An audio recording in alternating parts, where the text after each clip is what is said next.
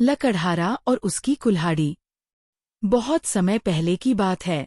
एक छोटे से गांव में गोपाल नाम का एक ईमानदार लकड़हारा रहता था।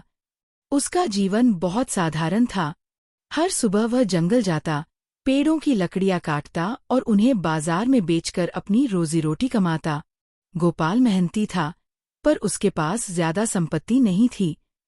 उसके पास केवल एक कुल्हाड़ी थी, जो उसकी रोजगार का एकमात्र साधन थी।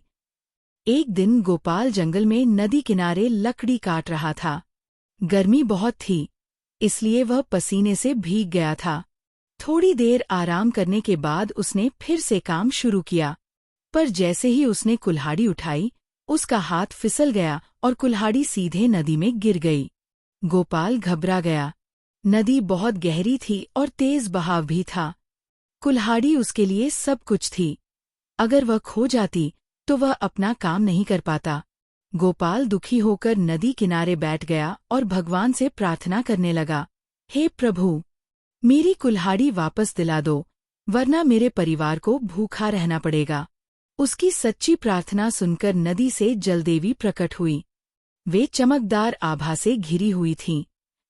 देवी ने मुस्कुराकर कहा, गोपाल, तू इतना दुखी क्यों है? गोपाल ने हाथ जोड़कर कहा, माता, मेरी कुल्हाड़ी नदी में गिर गई है। वह मेरे जीवन का सहारा है। कृपा करके मेरी मदद कीजिए। देवी ने उसकी ईमानदारी और सच्चाई देखी और नदी में डुबकी लगाई। थोड़ी देर बाद वे एक सोने की कुल्हाड़ी लेकर बाहर आईं। क्या ये तुम्हारी कुल्हाड़ी है? उन्होंने पूछा। गोपाल ने कुल्हाड़ी देखी और सिर हिलाकर कहा, नहीं माता, ये मेरी नहीं है। मेरी कुल्हाड़ी साधारण लोहे की थी। देवी ने फिर से नदी में गोता लगाए और इस बार वे एक चांदी की कुल्हाड़ी लेकर बाहर आईं। क्या ये तुम्हारी है? उन्होंने फिर पूछा। गोपाल ने फिर से साफ कहा, नहीं माता, ये भी मेरी नहीं है। मेरी कुल्हाड़ी साधारण और पुरानी थी। देवी उसकी सच्चाई से प्रसन्न हो गईं। वे तीसरी बार नदी में उतरीं और अब एक साधारण लोहे की कुल्हाड़ी लेकर बाहर आईं। गोपाल, क्या ये वही कुल्हाड़ी है? गोपाल की आंखें खुशी से चमक उठीं। हाँ माता, यही मेरी कुल्हाड़ी है। यही मेरा सहारा है। देवी उसकी ईमानदारी और सच्चाई देखकर बहुत प्रसन्न हुई।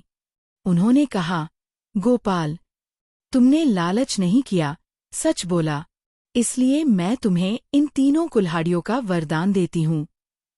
अब तुम सोने, चांदी और लोहे की तीनों कुल्हाड़ियां रख सकते हो।